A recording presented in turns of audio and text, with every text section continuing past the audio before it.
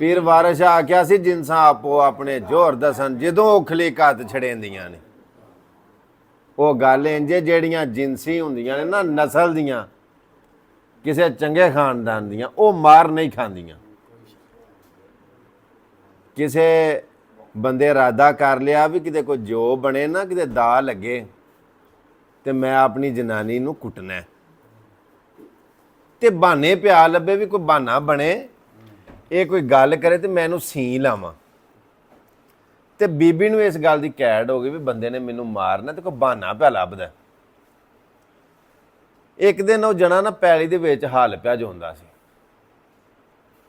ਹਲ ਜੋ ਜਾ ਕੇ ਸੋਹਣਾ ਬਣਾ ਕੇ ਜਿਹੜੇ ਵੇਲੇ ਉਹਨੇ ਹਲ ਸ਼ੁਰੂ ਕੀਤਾ ਨਾ ਵਾਹਣਾ ਜਦੋਂ ਵਾਹੇ ਹਲ ਪਿਆ ਤੇ ਉਹ ਬੀਬੀ ਗਈ ਰੋਟੀ ਲੈ ਕੇ ਤੇ ਇਹਨੇ ਇਸ ਤਰ੍ਹਾਂ ਕੀਤਾ ਵੀ ਉਹ ਢੱਗਾ ਇੱਕ ਪੰਜਾਲੀ ਦੇ ਦੋਵੇਂ ਇੰਜ ਵਗਦੇ ਹੁੰਦੇ ਨੇ ਨਾ ਉਹਨੇ ਪੰਜਾਲੀ ਖੋਲੀ ਨਾ ਤੇ ਇੱਕ ਢੱਗਾ ਇੰਜ ਸਿੱਧਾ ਹੀ ਰਹਿਣ ਦਿੱਤਾ ਤੇ ਇੱਕ ਗੱਗੂਮਾਨ ਦੀ ਕਰਕੇ ਤੇ ਉਹਦਾ ਮੂੰਹ ਇੱਧਰ ਨੂੰ ਕਰ ਛੜਿਆ।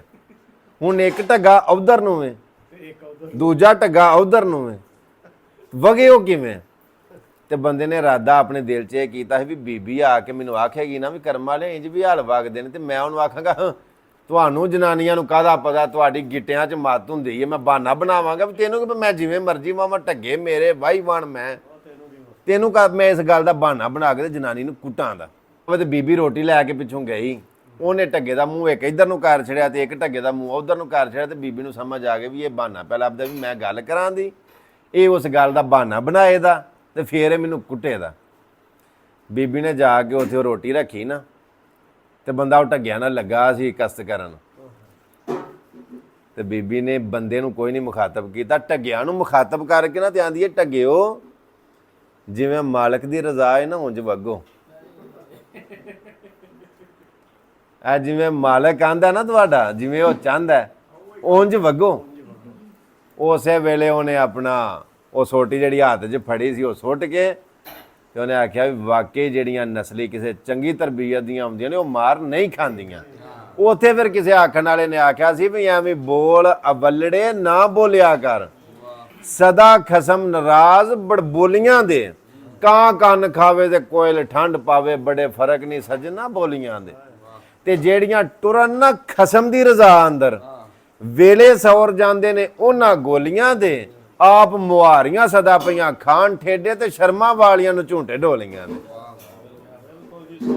ਇਹ ਜਿਹੜੀਆਂ ਆਪ ਮੁਹਾਰੀਆਂ ਹੁੰਦੀਆਂ ਨੇ ਨਾ ਉਹ ਖਾਂਦੀਆਂ ਨੇ ਮਾਰ ਜਿਹੜੀਆਂ ਸ਼ਰਮਾ ਵਾਲੀਆਂ ਹੁੰਦੀਆਂ ਨੇ ਉਹ ਤੇ ਝੂੰਟੇ ਢੋਲੀਆਂ ਤੇ ਰਹਿੰਦੀਆਂ ਨੇ। ਜਿੱਥੇ ਬੱਚੀਆਂ ਨੂੰ ਅਸੀਂ ਤਾਲੀਮ ਦਿਵਾਉਂਦੇ ਆ ਸਕੂਲ ਦੀ ਕਾਲਜ ਦੀ ਯੂਨੀਵਰਸਿਟੀ ਦੀ ਉੱਥੇ ਬੱਚੀਆਂ ਨੂੰ ਤਾਲੀਮ ਦੇ ਨਾਲ ਤਰਬੀਅਤ ਦੀ ਬੜੀ ਜ਼ਰੂਰਤ ਹੁੰਦੀ। ਤਰਬੀਅਤ ਬੱਚੇ ਦੀ ਵੀ ਅਗਲੇ ਘਰ ਜਦੋਂ ਉਹ ਬੱਚੀ ਜਾਂਦੀ ਹੈ ਨਾ ਵਿਆਹ ਕੇ ਕਿਉਂਕਿ ਦੋਹਰਾ ਜਨਮ ਹੁੰਦਾ ਜਦੋਂ ਅਗਲੇ ਘਰ ਜਾਂਦੀ ਹੈ ਤੇ ਫਿਰ ਉਹਦੀ ਤਰਬੀਅਤ ਦੱਸਦੀ ਹੈ ਕਿ ਇਹਨੂੰ ਘਰਦਿਆਂ ਨੇ ਕਿੰਝ ਦੀ ਤਰਬੀਅਤ ਕਰਕੇ ਘੱਲਿਆ। ਫਿਰ ਉਹ ਜਾ ਕੇ ਅਗਲੇ ਘਰ ਨਿਰਾ ਆਪਣਾ ਨਹੀਂ ਚਮਕਾਉਂਦੀਆਂ ਨਾ ਫਿਰ ਪਿਛਲੇ ਖਾਨਦਾਨ ਦਾ ਵੀ ਨਾਂ ਜ਼ਿੰਦਾ ਕਰਦੀਆਂ ਨੇ ਕਿ ਭਾਈ ਕਿਸੇ ਚੰਗੀ ਨਸਲ ਦੀ ਬੀਬੀ ਹੈ ਭਾਈ। ਤੇ ਜਿਹੜੀਆਂ ਅਗਲੇ ਘਰ ਜਾ ਕੇ